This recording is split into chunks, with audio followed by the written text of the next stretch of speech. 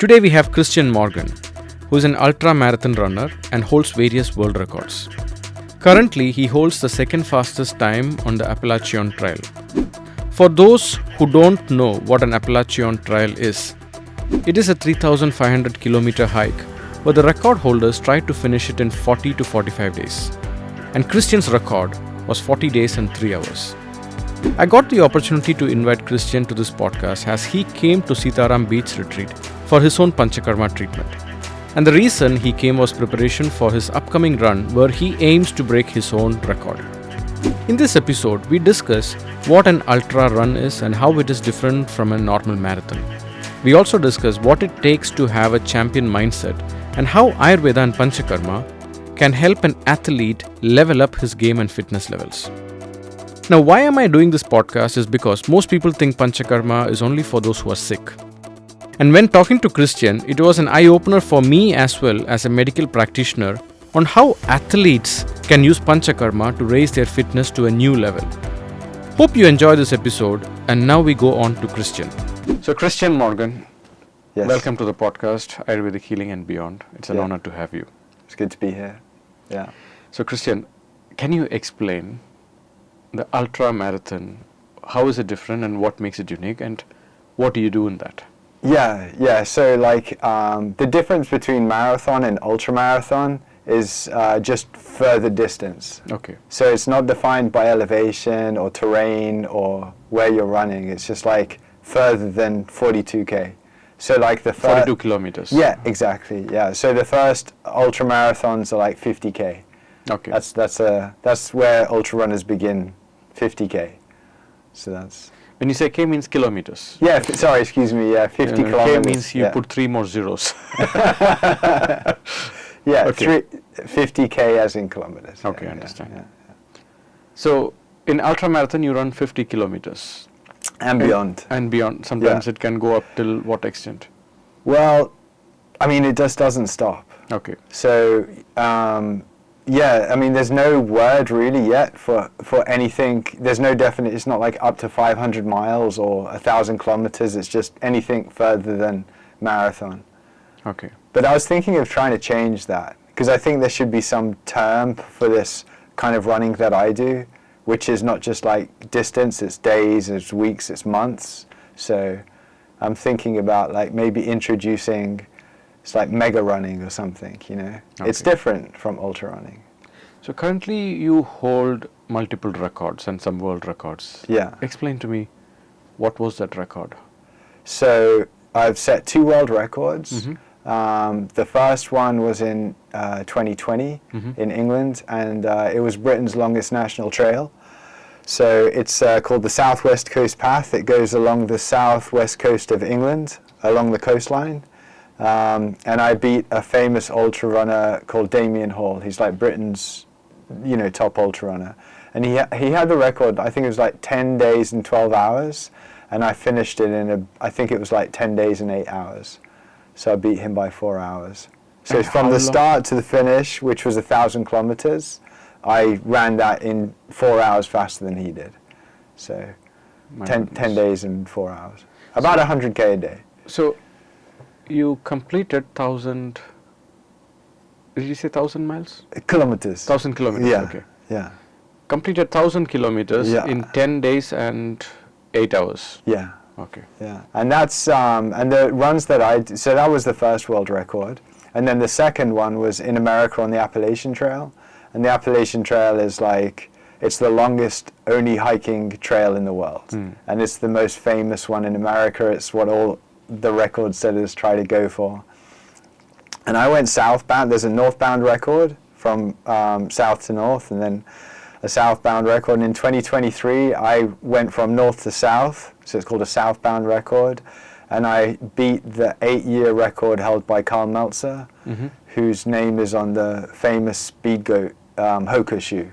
So I broke his record by about 18 hours. So that was 3,500 kilometers, so much further than the Southwest Coast Path. So they're my 2 world records, yeah. So sometimes, when you type a location in Google Maps, and it gives you options like car, train, flight, and by walk. Yeah. Sometimes it shows 50 days, 60 days. Yeah. Yeah, I mean, it takes through, so like, this like, people through hike these trails in America. My main focus is trails in America, actually the Appalachian Trail in particular. And there's a through hiking community, and a through hike is someone who gets a backpack, starts in between January and December, and through hikes the entire trail. And typically it takes, I think it's like 5 to 7 months to walk the trail. So with a crew and a record to chase, you can bring that down. Less sleep, not so much stopping in towns. The whole through hiking community have like their own terminology. Like if they have a day off, they call it 0 day. So no 0 days. It's pretty cool thing to do, I think. Yeah. What got you started into this? So actually the Appalachian Trail or just running in general? So first I want to make a clarity that ultra marathon is on a flat terrain. Not necessarily. It can also be up and down. Yeah, so you could have like 50K ultra marathon, just like going uphill ultra marathon, or a downhill ultra. Yeah, any terrain or environment. Okay. Yeah. Usually when you say marathon, you see people running on the roads, and there'll be people going on the motorcycle, taking with the videos, and then people trying to finish, and they'll be super skinny, and we know that the heart is one of the best in a marathon runner. Yeah. This is what you envision when you talk about a marathon runner. Yeah.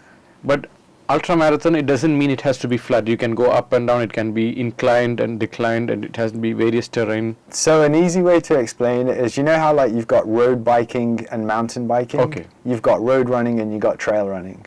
Okay. So you can have an ultra marathon on the road, or you can have an ultra marathon on the trail. Okay. So that's the difference there, I think. And trail runners are a little bit more muscly, like in the quads, because they have to go up and down mountains. Whereas road runners, like you say, typical East African, super skinny, or even European or whatever. Different build as well. I see. And what got you into this running?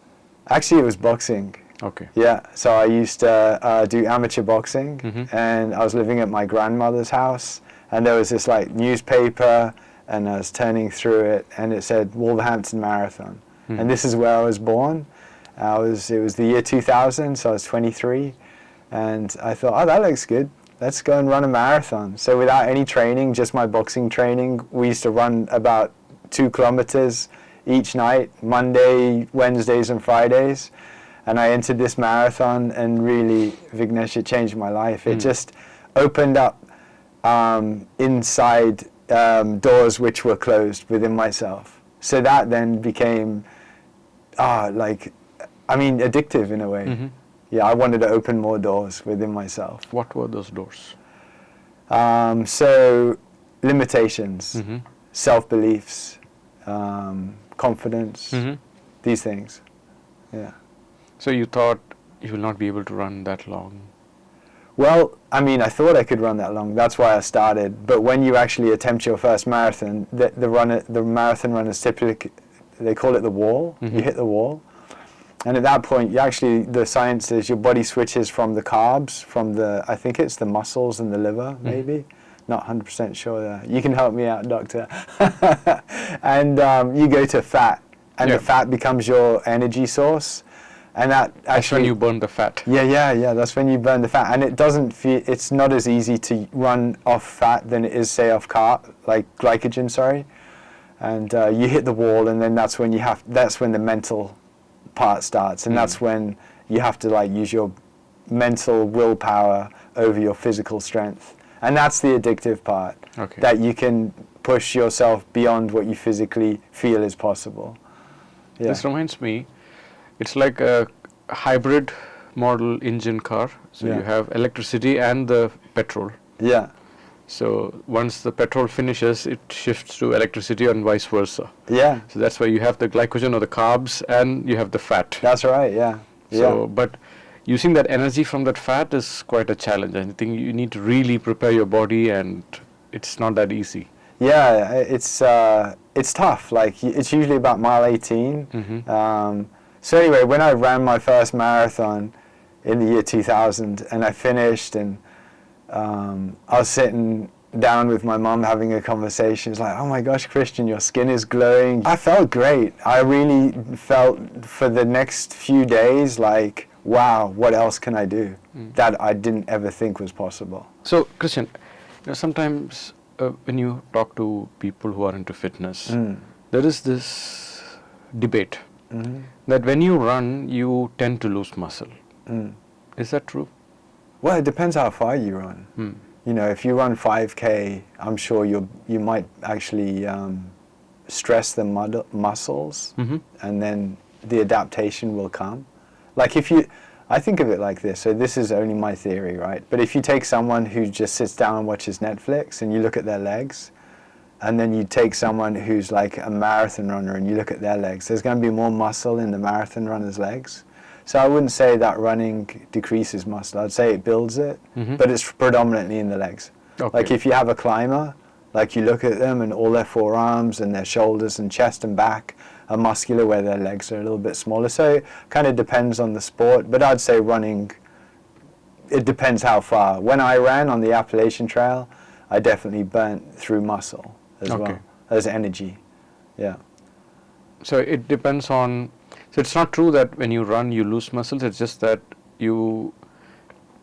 maybe you might lose muscles on the upper body and you built more on the legs. Is that what you're saying? Well, I mean, it depends like how you go about running. Like I don't just run, I do like a full strength program, upper body, my core. So you also lift weights? Yeah, lift weights, lift heavy weights. Yeah, I kind of think if you look at the runner's physique, it looks a bit weedy, you know, like small shoulders, skinny arms, but yeah, and then like muscular legs. So I think it's healthy to do other things. I mean, strength training is good for whatever sport you're in. So yeah, I think just running wouldn't be too good alone. Is there an age limit? I mean, I don't think there is.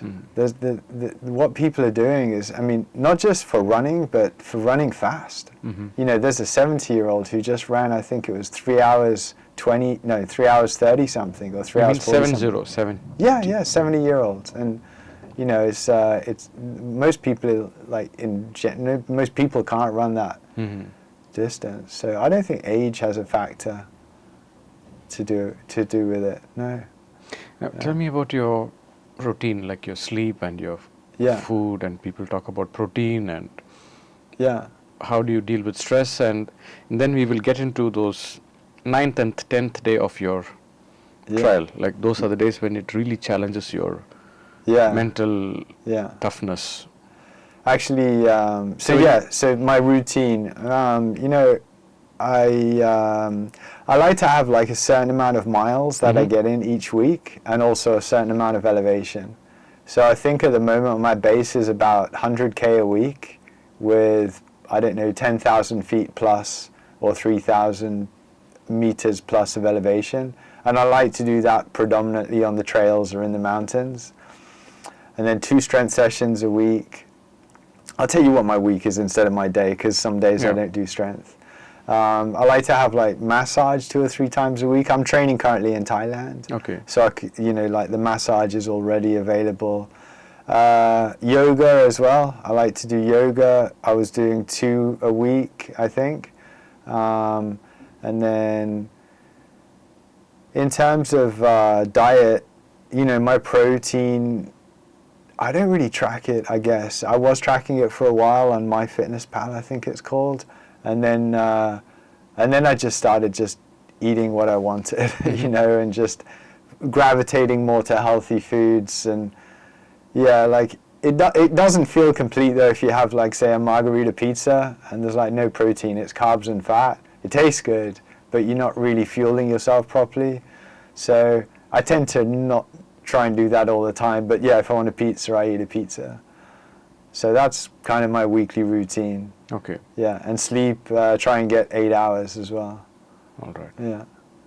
And when it comes to, are there any see, sometimes you say when you prepare for something, you need to have a to-do list and not to-do list. Yeah. What are your not to-do lists? Well, I guess, you gotta... So the thing is, what I'm training for is, I'm going to go back to the Appalachian Trail this year in August.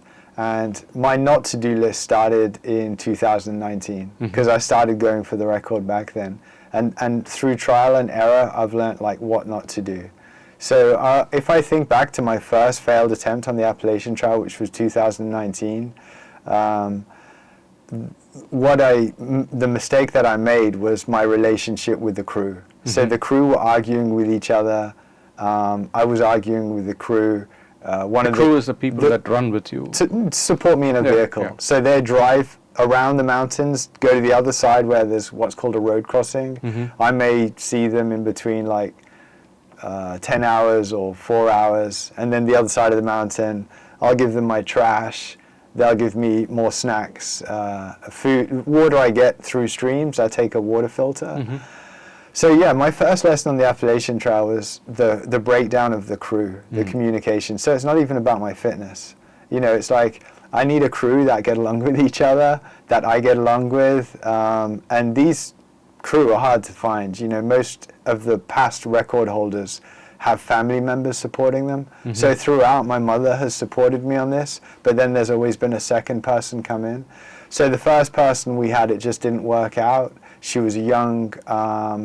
She was also a relation, my cousin, but just the chemistry wasn't right. Also, she had not been to America. And so my first lesson was actually my first not to do was don't choose the wrong people to support you on this record attempt. And that's just one of many. And then in 2021, I failed. I look at why did I fail, and I failed because I had. When you say failed, you mean you didn't beat the record? Failed to actually finish the trail. Oh, okay. Yeah. Failed to finish the trail, and it was my adductor tendon, I think, and I had some sharp pains, and I'd had a little bit of tendinitis, I think they call it, or adductor tendinitis, and I said to myself, I was on the trail. I was in a place called Hot Springs. It's about 6 days in, so I'd run an average of 80-something kilometers a day.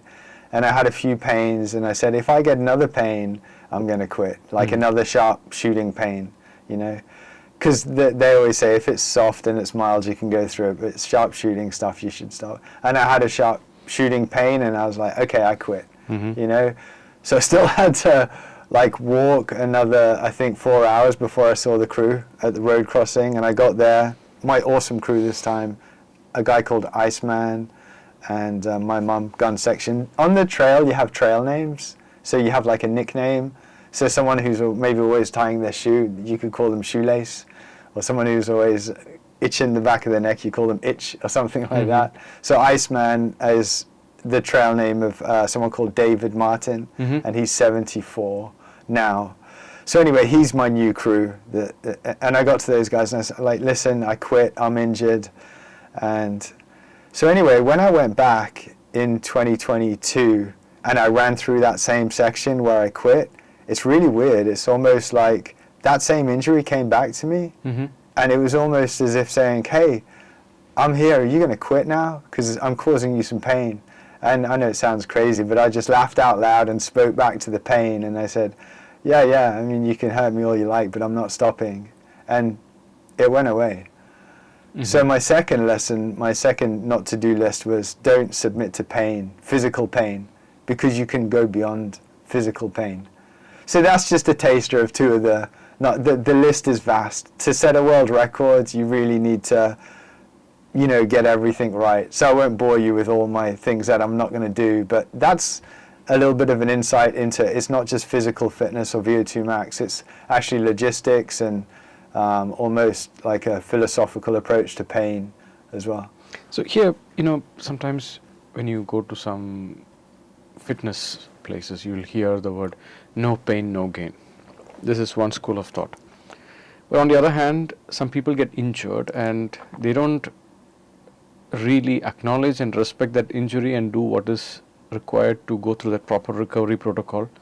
But they miss what that injury could be, and they sometimes overdo and they make it even worse. Yeah. You'll see that a lot in the sports or athlete, and I've seen so many people, I couldn't, my competition was coming and I couldn't deal with that pain, and that led to some fractures and made it even worse. Yeah.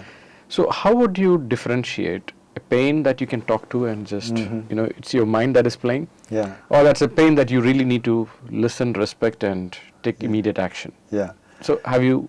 There's a black and white for me. So like I've run through quad injuries on I think 2 occasions.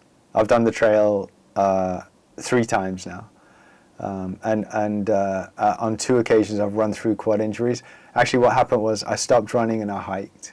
So I couldn't run because every time I, levitated up from the ground and then landed on that particular leg, the pain was too much. So I decided I'm going to hike. And after 2 days, I hiked through the injury, and then I started a little run, and I was okay. So I was like, hey, I recovered while I was hiking. So that's an injury you can go through, like a muscular kind of injury. If you go over, I broke my finger on the trail, but I don't necessarily I broke my right index finger, but don't really, you need to go in your pockets to get snacks, but, I think if you broke your ankle and you twisted your ankle, I've seen MMA fighters. Yeah. One famous Irish one took a back step and his ankle just snapped. Yeah. I mean, that's game over. So muscular injuries, stuff like this, maybe a break in the...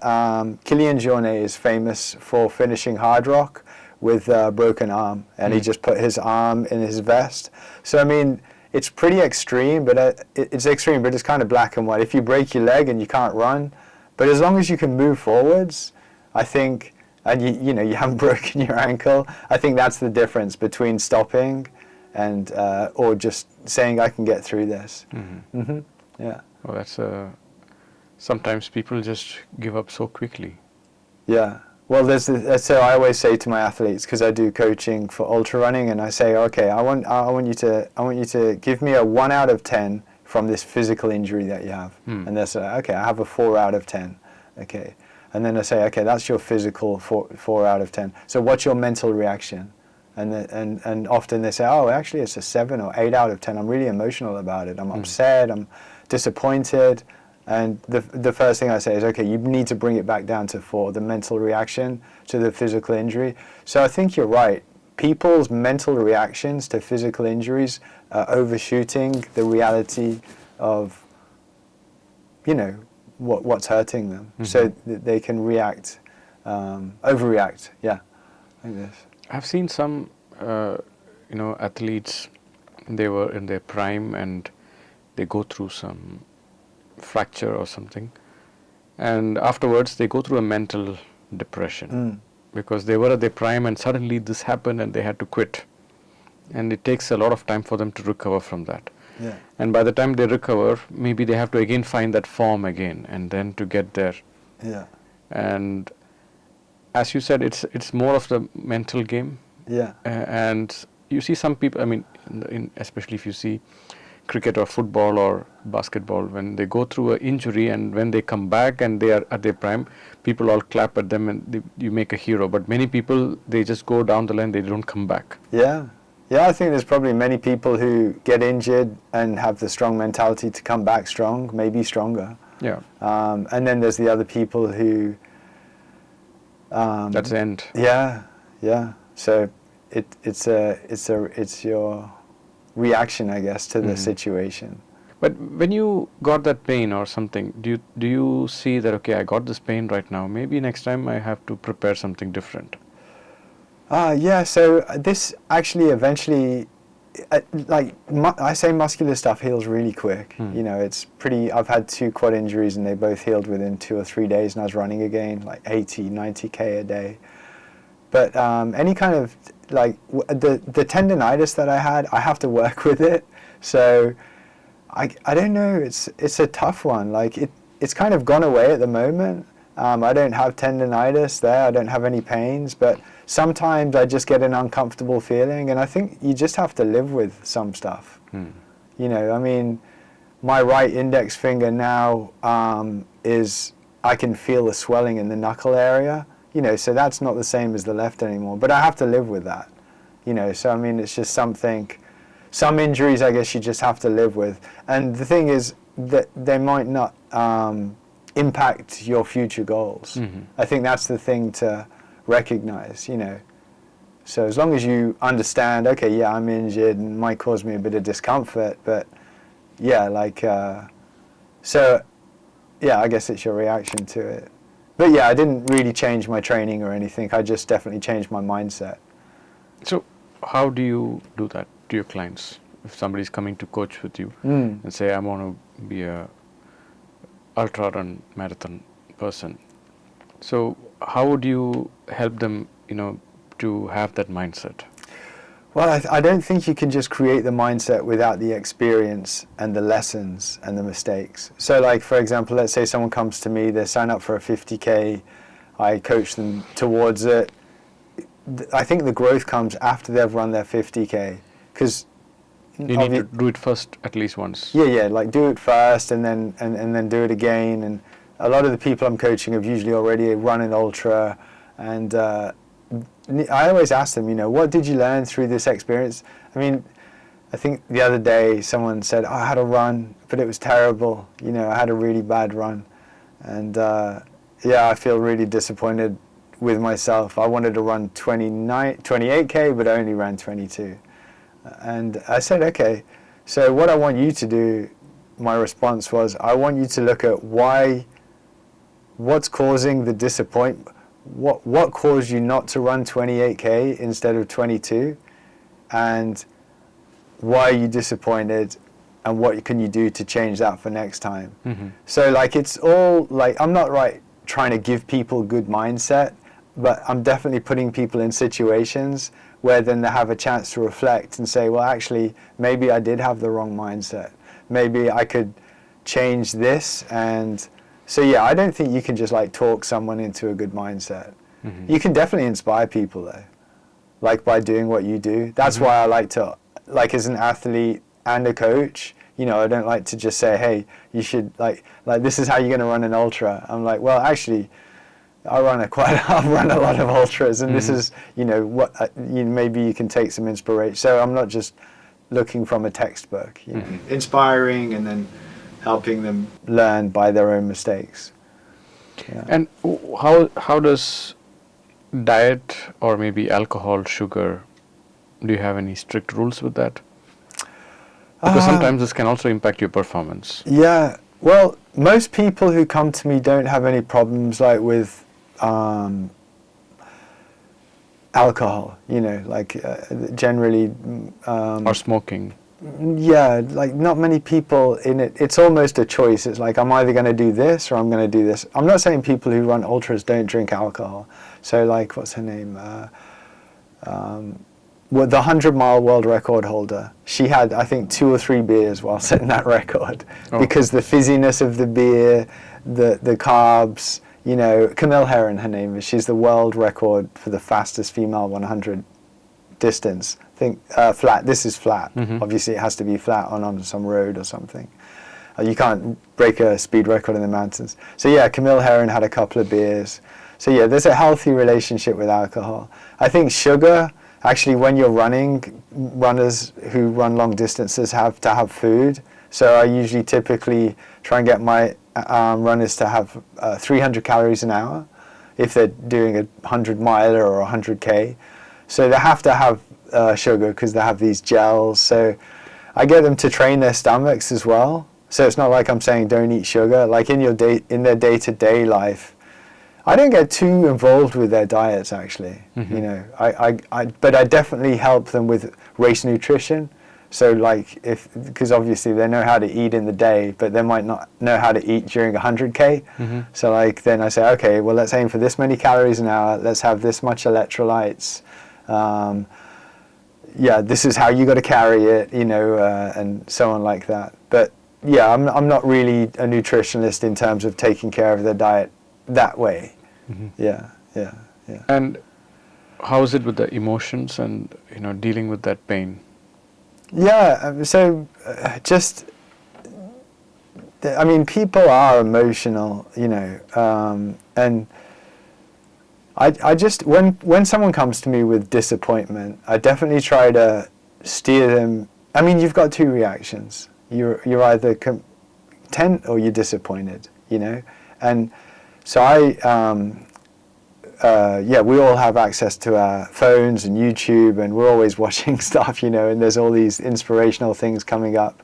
And my mum sent me something the other day, and they said the difference between, and they took tennis players, for example, the difference between the top 1% and the top, I think, 5%, the top 1%, every time they hit a bad shot or something negative happens, they think positive thoughts.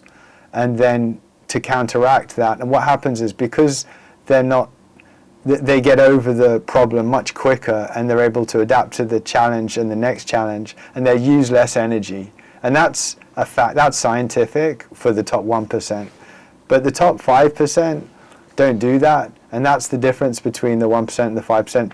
So I'm trying to be a top 1%er, you know, by setting a world record on the Appalachian Trail. And I've learned quite a while ago with my, you know, I've run over 130 marathons and ultramarathons, that the quicker you can look to finding a solution than crying about the problem, you can get past it and get through it, and another challenge is going to happen. So my approach with my clients is like, when you say emotional, is like, okay, well, let's have good emotions, not bad ones. But at the same time, you do have to be tactile, because you can't really expect people to, like I said, you can't talk a good mindset. You really have to put people in the situation and ask them what they learned in that way. So the point that you said, you know, the top 1%, they course correct very quickly. They course correct very quickly. If they made a mistake, they don't sit and cry over it. Yeah, that's a difference. Yeah, and I've seen it in a little study, and I've read a book on it, and listened to podcasts on it. And yeah, it's a very small amount, like from, 5% to 1%, or the gold medal winners over the silver and the bronze. But that's the difference. And that makes a big difference in the end. And it's the mindset, it's the mental aspect. So you can train physically a lot, but if you've got two people doing physical training, and you've got someone also practicing their mental training as well, I think the person with the full package, the mental and the physical, they're going to get the goal. Sometimes people beat themselves up mentally. Yeah. Oh, how did I make that mistake? And they never forgive themselves, and they lose the game. Yeah. Whatever. Yeah. Yeah, it's so true. Like, that's self-perception, you know, like, again, I've studied mindset and mental strategy, and the gold medal winners are looking for what they did right and looking for what they learned, whereas like people who don't reach that level spend their energy on marinating in the misery of what they did wrong. Yeah. I mean, gold medal winners, top 1% in sport, they all make mistakes. They all do things wrong. But they just move on quickly. Yeah. So that's the message. People who move on quickly, that's the top 1%. Yeah, get to where they want to be quicker. Yeah. And Kristian, where do you see Ayurveda here? I mean, you come for Panchakarma and treatments. Yeah. Does that bore you? No, I like it. I mean, what makes you like it? Well, don't tell anyone. I'm still running on the beach. That's a secret between me and you. So I'm still running on the beach. But I love, I'm a big coffee drinker. I lived in Ethiopia in 2014. I became addicted to coffee 10 years, is it 11 years now. So this is the first time, I think, in that time I've not drank coffee in, it's day 8 maybe now. And I've got another week to go. So I'm going to come away having something that had control of me and putting it in its place. So that, for me, that is the beauty of Ayurveda, is like being in an environment where you're not tempted.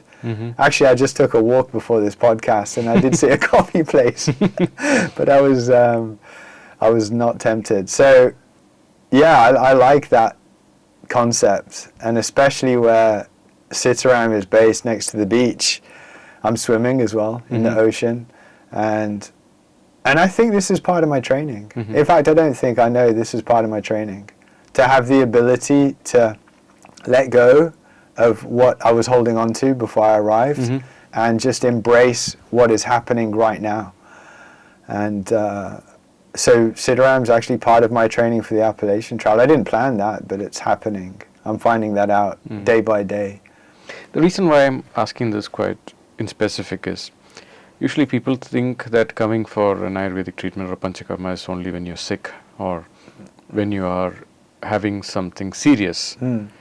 But you are comparatively one of the healthiest person who comes for an Ayurvedic treatment. Yeah. Now, what is it that you are really looking to up when you do this Ayurvedic treatment? It's like an upgrade. So it doesn't matter if you're sick or healthy. When you come out, you're going to upgrade. So you'll be more healthy or less sick. Because I'm definitely going to have conflict of interest because I'm an Ayurvedic doctor. Yeah. But I want to hear from you. Where do I feel so I got to say my skin is one of the first things. So I'm looking in the mirror. I think you have a sign up and saying the change begins here, and there's a mirror. I'm looking in this mirror and thinking, wow, I got to say my skin feels better than it did before I arrived, and I'm only on a week or so. So that kind of clarity in the skin, that's skin surface, It's the skin deep, but it goes deeper than that. The mental aspect. So because I'm not using my phone so much, you're not meant to use your phone in the eating area, and I've decided to leave my phone mostly on airport and don't use it so much. So what's happening is all this distraction which the phone creates for me, emails, YouTube, social media, looking at the weather or whatever, distractions, now they're not there. My brain has this, it's almost like a brain fog that has cleared. And now, so imagine the sky is full of clouds on the nighttime, you can't see any stars. I feel like all the clouds have shifted and I can see the stars, and the stars represent my memories from my life. So never before, except for when I was in Ethiopia in a similar situation, but not on purpose on Ayurveda, it's almost like those guys are living this way, natural organic vegetables, no phones, obviously 10 years ago. So I'm in this time now, where I've got really, I feel physically very good, my inflammation has gone down, my skin feels really clear, but on the inside I feel clean, but in my mind, I'm having all these, it's like I have more access to the library of thoughts from my life. So my mind feels more clear, and it's just really nice. My father passed away in 2023, and how nice is it to be able to just go into your brain like it's a library, and go into let's go to 2012 where I went to Australia with my father, let's pull out this disc and let's play it. And that's what's happening right now to me. I've just got a clarity. So the clouds are moving in my brain, so the brain fog is disappearing. So that's my interpretation of an upgrade, physical health and mental clarity. That's what I'm getting from Siddharam. Yeah. And now, where do you think is yoga helping you here? I mean, yoga. You said that you do yoga twice a week. Yeah. The difference between yoga for me is the mobility aspect. You don't necessarily get the brain flow. I know there's also a mental aspect to yoga. I think you have to have the right teacher to induce that. And I did have a teacher like that once, which is pretty amazing, David from Canada. But for the meantime, yoga to me has just been full range of motion. So, obviously we all have joints and we have muscles, and when you run a lot, your mobility becomes less. That's why runners do mobility exercises. And yoga is a great free mobility exercise. And strengthening for the core and community-based. I do it in a class, I don't do it online. So that's where yoga comes in. And the discipline aspect as well, I guess. Do you do any kind of meditations or anything to do with the mental strength, mental resilience?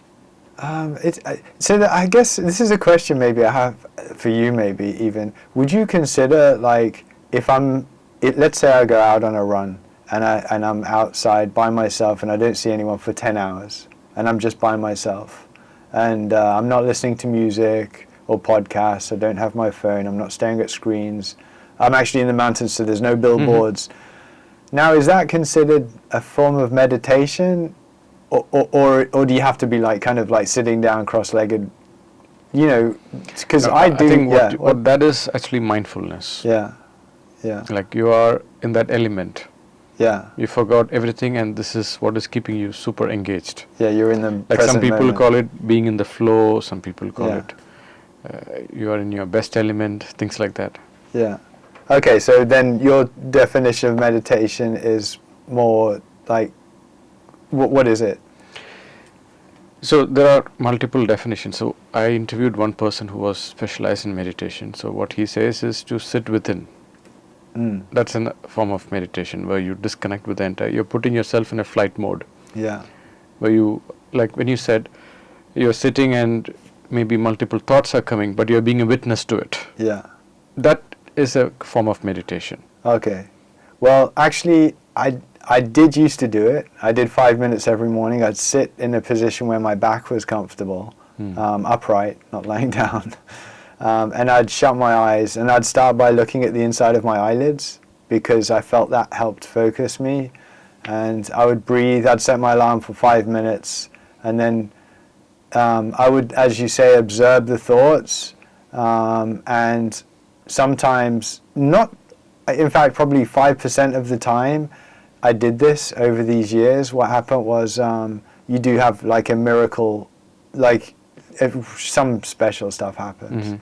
Like, you know, you go, you have some cool thoughts, or I don't even know if they're thoughts, because I'm not an expert on it, but I had some nice experiences, shutting my eyes, sitting and breathing, and just observing within.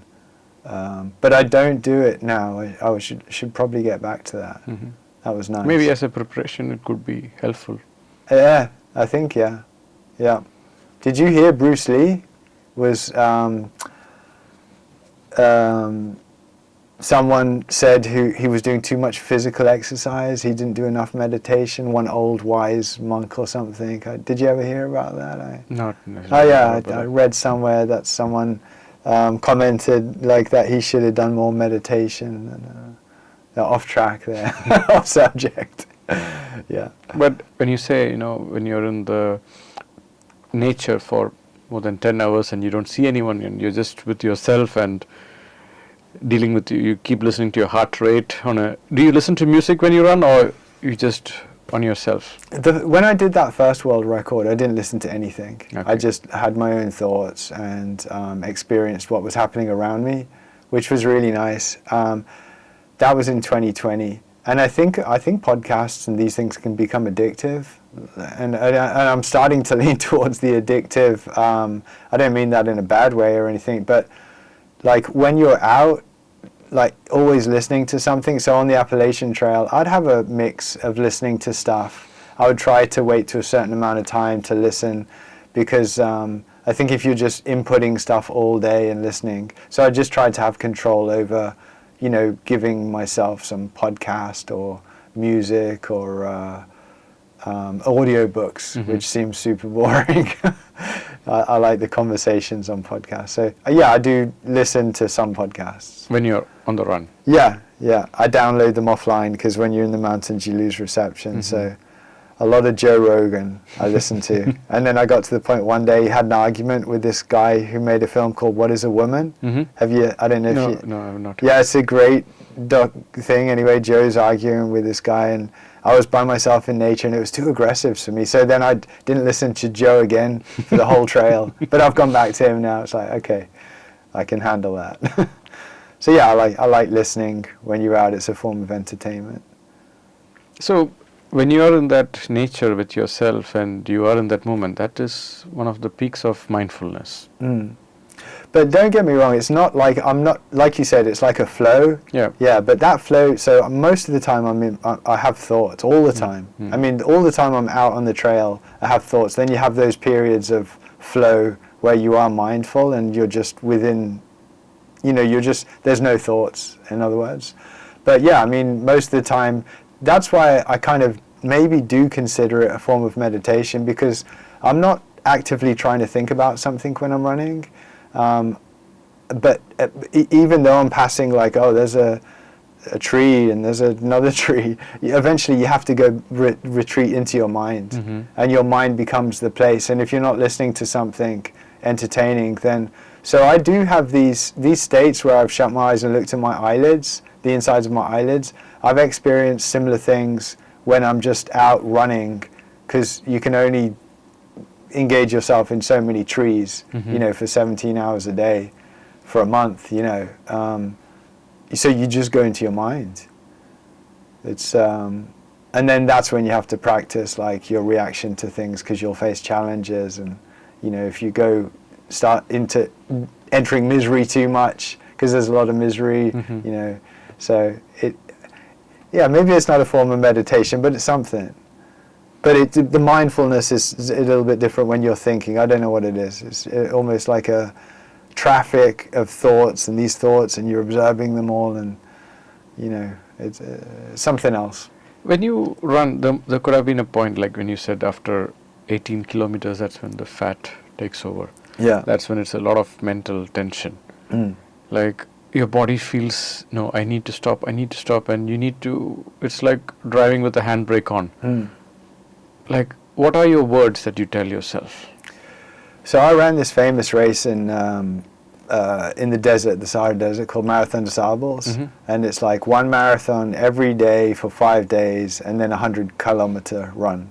So I had a mantra, and the mantra was, I'm just going, it's just a run. It's just a run. I think it's just a run. It was like 3 or 4 words, and that's what I said to myself. You know, when I was, you know, in the desert, and there was sand blowing my face, and like I was hurting, and it was dry, unhumid heat. I just bring myself back to like the words like, it's just a run. You know, like forget about it. It's just a run.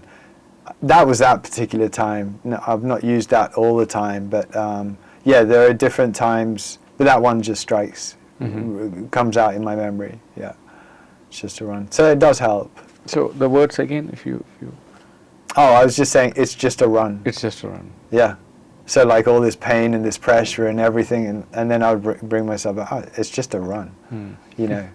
Actually, there was another one just came to me. I like it. It's like, do the day, don't let the day do you.